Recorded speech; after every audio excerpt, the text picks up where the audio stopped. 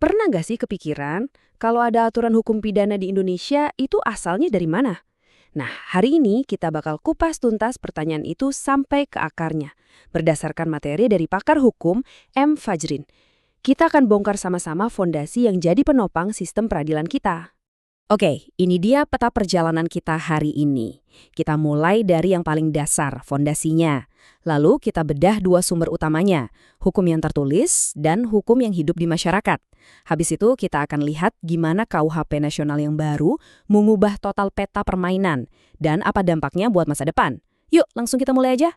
Oke, kita masuk bagian pertama, fondasi hukum pidana. Jadi, sebelum kita ngomongin pasal-pasal yang rumit, kita perlu paham dulu nih, dari mana sih sebuah negara dapat kekuatan buat bikin aturan dan ngehukum warganya? Nah, pertanyaan ini langsung membawa kita ke jantung sistem hukum Indonesia yang unik banget. Ternyata jawabannya itu ada di dua sumber kekuatan yang seolah tarik-menarik. Satu, aturan yang tertulis rapi di kitab undang-undang. Dua, aturan tak tertulis yang hidup dan benar-benar ditaati di masyarakat. Dan keduanya ini sama-sama diakui. Sekarang kita bahas pilar yang pertama dulu ya, sumber hukum tertulis. Ini adalah sumber yang mungkin paling kita kenal. Intinya, ya semua aturan hukum yang tercatat secara resmi dalam dokumen negara. Inilah yang sering disebut sebagai asas kepastian hukum. Aturan mainnya itu harus jelas, terdokumentasi, dan bisa diakses siapa aja. Tujuannya simpel banget, supaya kita semua tahu apa yang boleh dan apa yang dilarang, plus apa konsekuensinya. Jadi, nggak ada lagi tuh yang namanya tebak-tebakan. Hukum tertulis di Indonesia itu punya dua bentuk utama. Ada kitab sucinya, yaitu KUHP sebagai pusat dari segalanya, dan ada juga undang-undang lain yang lebih spesifik, yang sengaja dibuat untuk menangani kejahatan-kejahatan khusus. Mungkin kedengarannya aneh ya, tapi selama puluhan tahun kita merdeka, kitab hukum pidana utama kita itu warisan langsung dari zaman kolonial Belanda. Betul, KUHP yang kita pakai itu sebenarnya terjemahan dari Wetboek van Strafrecht. Coba bayangin, produk hukum dari masa lalu yang terus membentuk cara kita memandang keadilan sampai sekarang. Tapi tentu aja, sistem hukum kita nggak diam di tempat. Seiring waktu kan muncul masalah-masalah baru yang nggak diatur detail di KUHP warisan itu. Makanya, negara kita terus bikin undang-undang khusus untuk memberantas korupsi, narkotika, pencucian uang, sampai kekerasan dalam rumah tangga. Ini bukti nyata kalau hukum itu harus terus beradaptasi. Oke, sekarang kita masuk ke pilar kedua. Nah, ini dia yang bikin hukum Indonesia itu istimewa dan beda dari yang lain.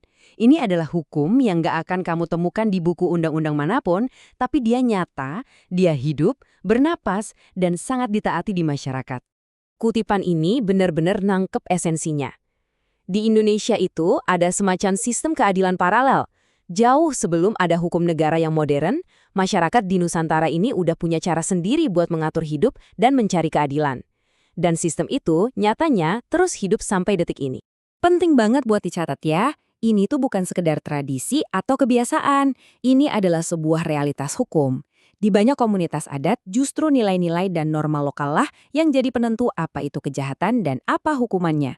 Inilah yang kita kenal sebagai hukum adat atau the living law. Akhirnya, negara pun secara resmi mengakui keberadaan hukum adat ini lewat Undang-Undang Darurat tahun 1951. Nah, momen inilah yang menciptakan semacam dualisme dalam sistem hukum kita. Ada hukum negara yang formal, dan di saat yang sama, ada hukum adat yang informal. Keduanya jalan berdampingan, kadang bisa selaras, tapi kadang bisa juga menimbulkan gesekan. Kondisi ini akhirnya membawa kita ke sebuah pergeseran yang monumental. Sebuah era baru di mana Indonesia berusaha keras menjembatani kesenjangan antara dua dunia hukum yang tadi kita bahas. Terus, solusinya gimana? Inilah dia jawabannya. Undang-Undang Nomor 1 Tahun 2023 alias KUHP Nasional.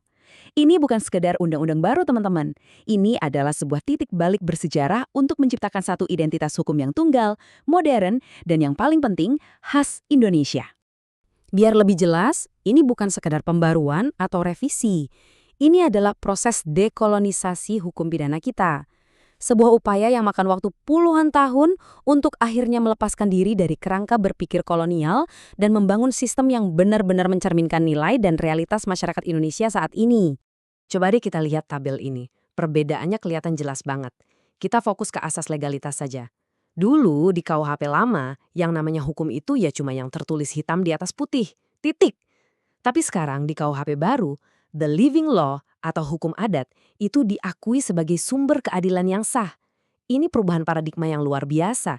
Hukum adat yang tadinya seolah tak terlihat, sekarang diakui secara terang-terangan. Jadi, apa sebetulnya arti perubahan bersejarah ini bagi masa depan keadilan di Indonesia? Yuk kita bedah dampaknya. Jadi intinya, ini bukan cuma soal ganti pasal. Ini adalah upaya modernisasi besar-besaran untuk meninggalkan kerangka kolonial yang udah usang. Ini soal unifikasi, menyatukan hukum tertulis dan tak tertulis di bawah satu atap. Ini juga soal pengakuan terhadap kearifan lokal. Dan yang terpenting, ini soal membentuk sebuah identitas hukum nasional yang baru yang benar-benar milik kita.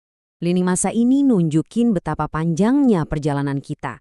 Mulai dari fondasi hukum kolonial tahun 1918, diadopsi setelah merdeka, sampai akhirnya di tahun 2023 kita berhasil punya KUHP nasional sendiri. Dan fajar era baru hukum pidana Indonesia ini akan dimulai secara penuh pada tahun 2026 nanti. Dan semua ini pada akhirnya meninggalkan kita dengan satu pertanyaan besar yang menjadi tantangan ke depan. Gimana caranya Indonesia menyeimbangkan antara kepastian hukum dari aturan yang tertulis dengan rasa keadilan yang hidup dan dinamis di tengah masyarakat? Jawaban dari pertanyaan inilah yang akan menentukan wajah hukum pidana kita di masa depan. Nah, bagi Anda yang mau mendalami lebih jauh, seluruh materi pembahasan kita kali ini disusun berdasarkan referensi-referensi kredibel berikut. Terima kasih banyak sudah menyimak penelusuran kita tentang sumber-sumber hukum pidana di Indonesia. Semoga obrolan kita hari ini bisa memberikan wawasan baru. Sampai jumpa di pembahasan menarik lainnya.